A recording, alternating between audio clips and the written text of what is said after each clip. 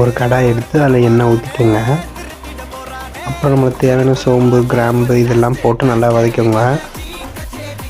அப்புறம் வெங்காயம் எடுத்துக்கோங்க. வெங்காயத்தை நல்லா வதக்கிற அளவுக்கு நல்லா வதக்கிடுங்க. அது ப்ரௌன் கலரில் வரணும். சின்ன வெங்காயம் பெரிய வெங்காயம் எதுனாலும் டேஸ்ட்டுக்கு ஏற்றாப்புல நல்லா வதக்கிட்டு இஞ்சி பூண்டு பேஸ்ட்டு போடுங்க, தக்காளி போடுங்க, நல்லா வதக்கி எடுத்துக்கோங்க. அப்போனா தான் நல்ல ஒரு டேஸ்ட்டு கிடைக்கும்.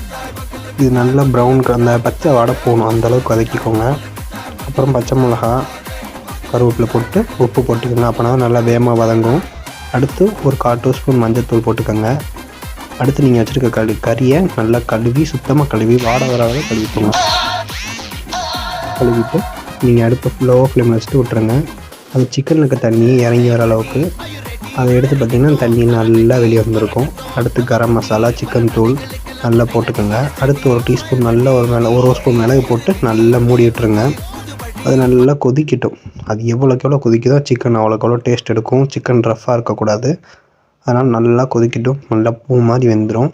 அடுத்து மல்லித்தழை போட்டு நல்லா காய விட்டுருங்க. அப்போனா அது ஒரு ஃப்ளேவர் தரும். போட்டு மூடி வச்சுருங்க. அடுத்து கொரியாண்டர் பவுட்ரு போட்டு கிண்டி ஃப்ளேவரை விட்டுருங்க.